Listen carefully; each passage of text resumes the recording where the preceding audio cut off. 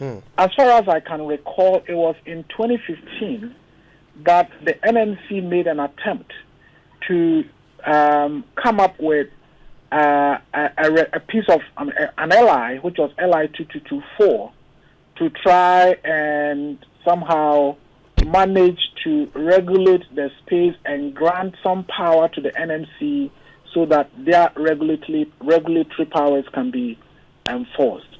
Unfortunately, that LI contained regulations that some of us raised questions about, and therefore it wasn't surprising when the Supreme Court said various regulations within the LI, specifically 4, 5, 6, all the way to 12, and Regulation 22, were at variance with the constitutional provisions, and to that extent were now void, and basically threw out that LI.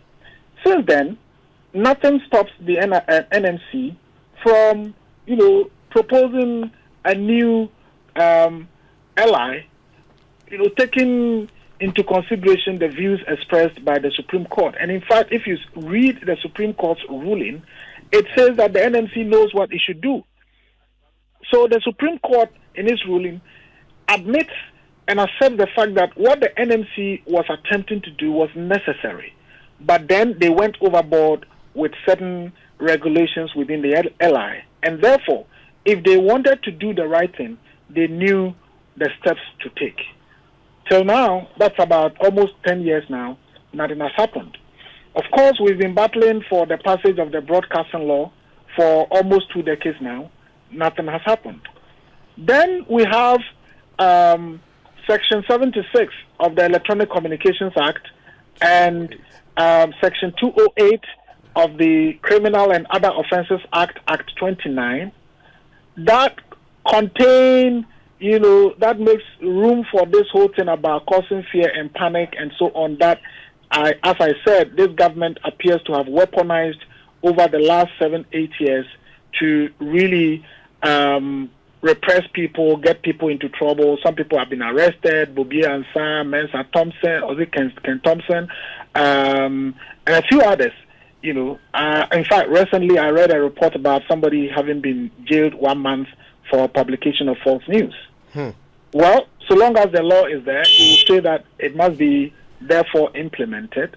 But these are bad laws, because we cannot say that we've decriminalized libel, which means that, yes, there are still media offenses, but those offenses must be said that they must not be criminalized. People can be fined and all of that. But if we still have laws in our books that still criminalizes media, laws that criminalize media offenses, then, as somebody would say, have we gone or have we come? I think that over the period, people did not bother because those laws were not being applied. Except in the Atoko Abenadazi and that guy who said Rawlings burnt his house. That it was brought up, but even that, it didn't go anywhere. It was just about police invitation, and then in the end, it ended there. But as I said, President Akufo-Addo even had issues with that.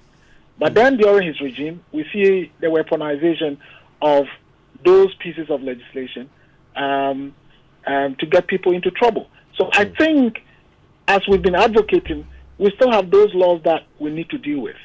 And we can regulate our media space without criminalizing media offenses. Of course, no one wants a proliferation of false information. Today you are there, somebody says this. The next day you are there, somebody says this. And we say we don't have a law to regulate that. It's important we have that.